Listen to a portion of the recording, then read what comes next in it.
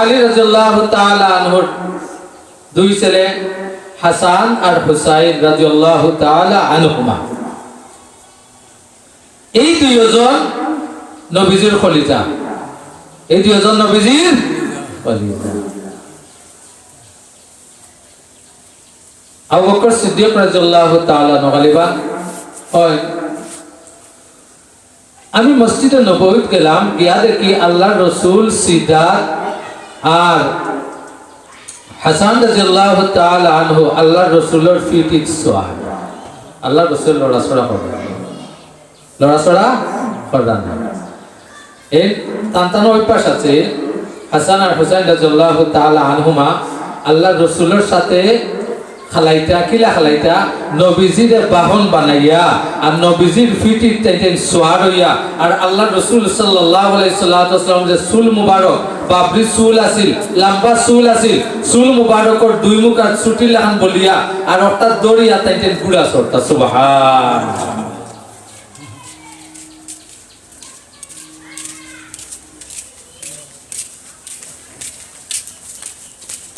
কি করতা তাই গুড়া সরতা। হে হাসান আর হুসাইন রাদিয়াল্লাহু তাআলা আনহুমা এটা করতা গুড়া সরতা। ওমর ফারুক রাদিয়াল্লাহু তাআলা আনহু কইন, বাহনটা বড় দামি। সুবহানাল্লাহ। নবীজি ফরমাইন যারা এর উপরে সওয়ার হইছে এরাও তো দামি। সুবহানাল্লাহ। এরা হলো হাসান আর হুসাইন।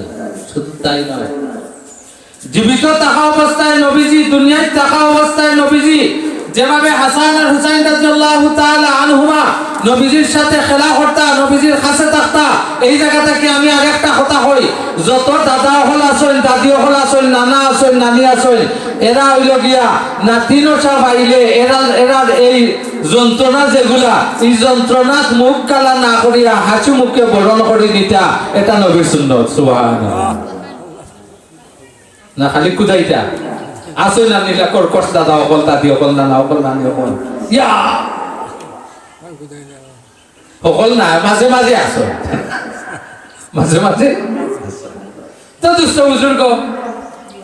শুধু নবীজি দুনিয়ায় থাকা অবস্থায় শুধু টানটানো গল্পগুলো মাথা হইতো না।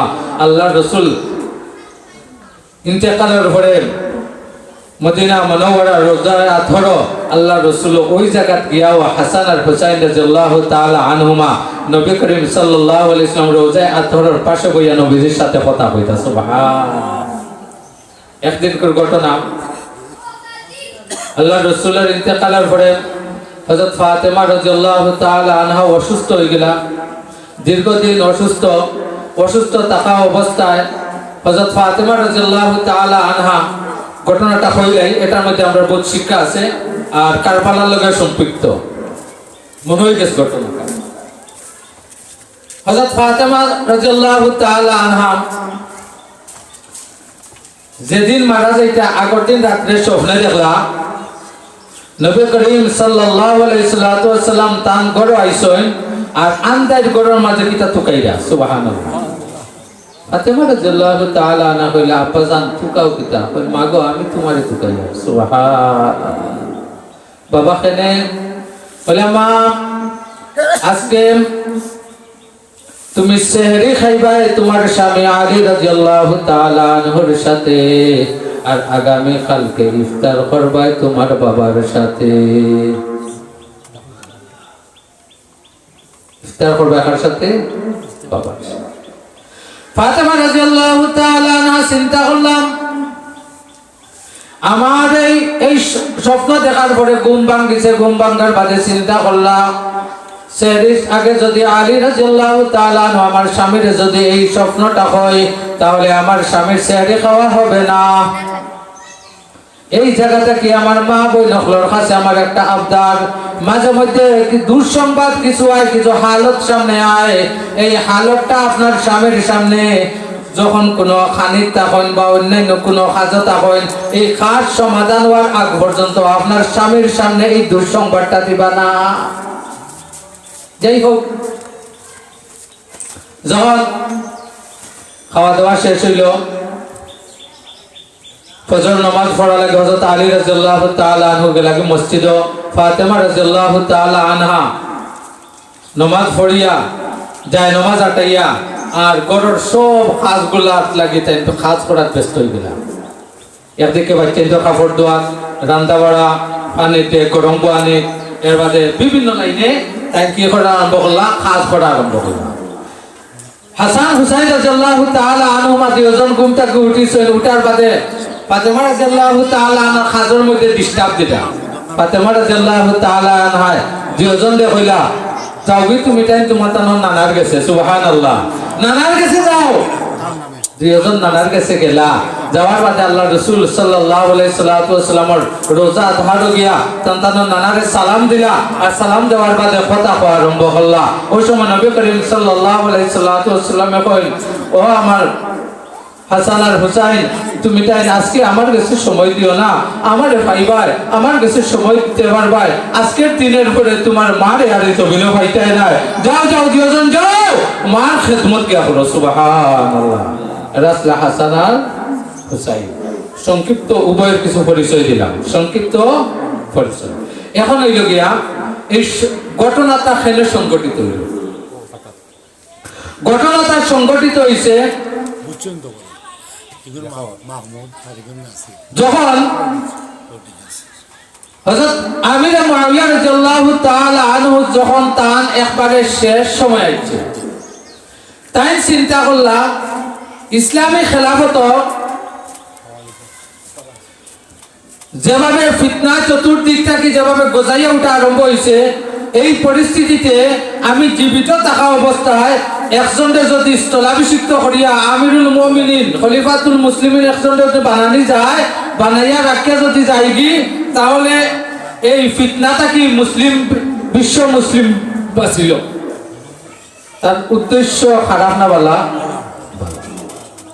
এই চিন্তা ফিকির করিয়া তান সভাসদ যারা আছেন যাদের পরামর্শে অর্থাৎ সংসদ সদস্য আমরা যেটা বুঝি সহজে সংসদ সদস্য যাদের নিয়া তাই বিশ্ব মুসলিমের এই যে রাজত্ব কর্তা এই সংসদ সদস্য সভাসদ সকলের নিয়া পরামর্শ কইলা কি কথা সবে এক বাক্যে পরামর্শ এটা দিলা যে আপনি এক কাজ করুক আপনার ছেলে ইয়াজিদ রে আমি যে ঘটনাটা করি আর এই ঘটনাটা আমি চাইছিলাম ব্যাখ্যা আগে দেখলাম বই একটা মুফতি আমিনী রহমতুল্লাহ আলাইহি কারবালার শিক্ষা হয়ে একটা বই আছে ওই বই থেকে আমি গুলো হয়েছে এটা আমার কাছে আপনারা বিভিন্ন বাংলা বই কারবালা নিয়ে আছে এটা বিভিন্নতা অনেক তিলকে তাল করিয়া তার বই এই গ্রহণযোগ্যতা বাড়ানোর লাগে পাঠকের গেছে অনেক জিনিস আনে হারাই দিছে যে হারানোর কারণে দেখা যায়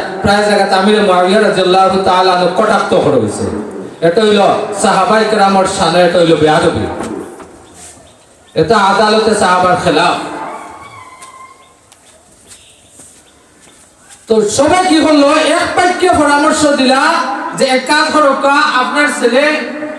আপনার ছেলে ইয়াজিদ রে আপনি আপনার স্থলাভিষিক্ত করুক আর আপনি জীবিত থাকা অবস্থায় ইয়াজিদের পক্ষে আপনি সবার কাছ থেকে বয়াত লোক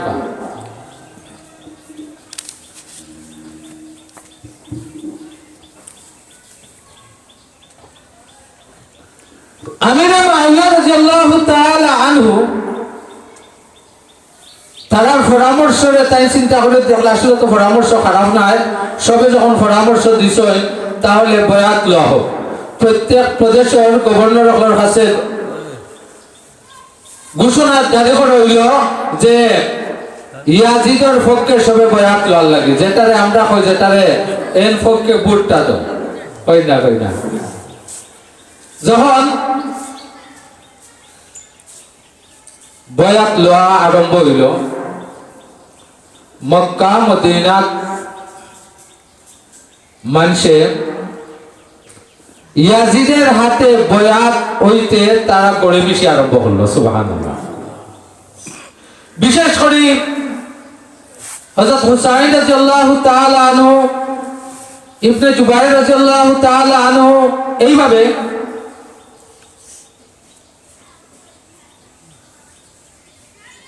তারা ইয়াজিদের পক্ষে মত দিতে অস্বীকার জানাইল। এই লগিয়া সূত্রপাত, এলো সূত্রপাত। হযরত আমির মুআবিয়া রাদিয়াল্লাহু তাআলা আনহু তাই নিজে মদিনা তাইলা আইয়া তান্তান্ডলিয়া বইয়া যে বিশ্ব মুসলিমদের ফিতনা থাকি বাঁচার লাগি ইয়াজিদের হাতে বয়া দেওয়ার লাগি তান্তানোর কাছে প্রস্তাব তাই ইমাম হুসাইন রাদিয়াল্লাহু সহ ও কথা কইলা যে ইয়াজিদ বিশ্ব মুসলিম নেতৃত্ব দেওয়ার লাগি, নেতা বনার লাগি ইয়াজিদের এই যোগ্যতা নাই, এই গ্রহণযোগ্যতা নাই, এই কাজের লাগি যোগ্য নাই। যার কারণে আপনি এক কাজ করুকা, আপনি তিনটা রাস্তা থাকি যে কোনো একটা রাস্তা অবলম্বন করুক। কয়টা রাস্তা? তিনটা। এক নম্বর, নবী করিম সাল্লাল্লাহু আলাইহি ওয়াসাল্লামে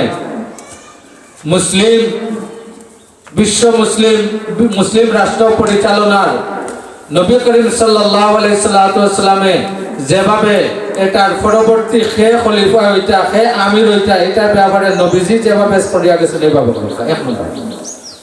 দুই নম্বর, হযরত আবু বকর সিদ্দিক রাদিয়াল্লাহু তাআলা আনহু যে সিস্টেমে তার খেলাফতির বার যে সিস্টেমে রাখিয়া গেছেন এইভাবে করুক।